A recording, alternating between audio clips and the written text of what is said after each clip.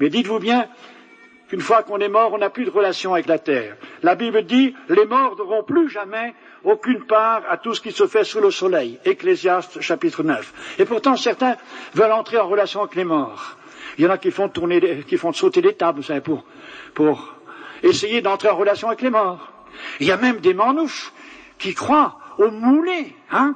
Ah, ils disent, mais c'est vrai, tiens, passe-moi par là-bas, parce que là, il y en a une qui était morte autrefois, et à chaque fois, elle vient pour demander à boire.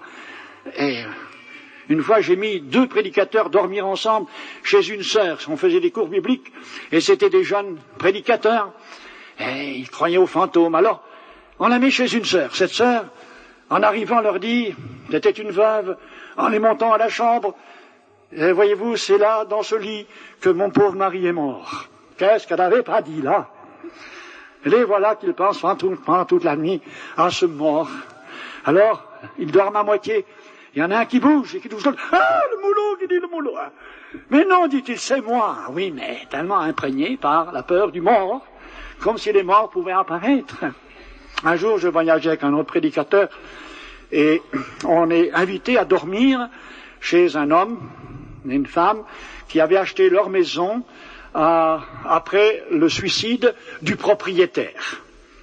Et puis, avant de s'endormir, la dame nous monte donc à l'étage.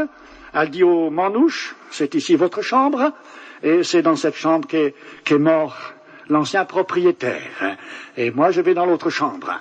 Mais avant de m'endormir, je vais dire bonsoir à mon copain manouche.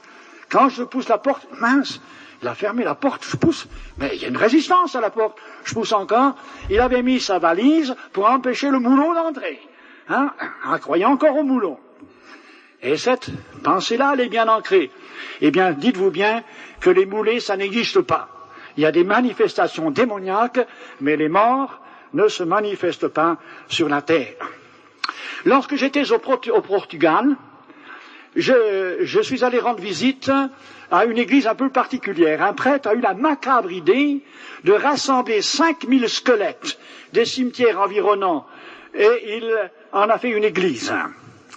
Et à l'entrée de l'église, c'est marqué « Ce que nous avons été, c'est ce que vous êtes. » Autrement dit, nous avons été vivants comme vous. « Ce que nous sommes, c'est ce que vous serez. » Ça donne à réfléchir. Quand on entre dans l'église, il y a partout des tibias, c'est assemblé avec du plâtre, il y a des crânes. Toutes les colonnes, c'est rien que des crânes. Des squelettes antiques qui sont suspendus. J'ai eu le malheur de mettre ma main sur un crâne. Et il y avait là un brave gitan espagnol. Alors, ayant mis ma main sur le crâne, je vais pour le toucher. Ah, il crie au secours, il a couru. Mais comme un jeune homme, il avait 50 ans, mais il avait 20 ans, là. Il avait peur que je le contamine avec le crâne du moulon. Comment la superstition va se loger là-dedans? Eh bien, dites-vous bien, en effet, que il y a une autre vie, mais que quand on est mort, de l'autre côté, il n'y a plus de relation avec les vivants. C'est fini. C'est terminé avec les vivants. Mais de l'autre côté, il y a une autre vie, et Jésus dit, celui qui croit en moi vivra quand même il serait mort.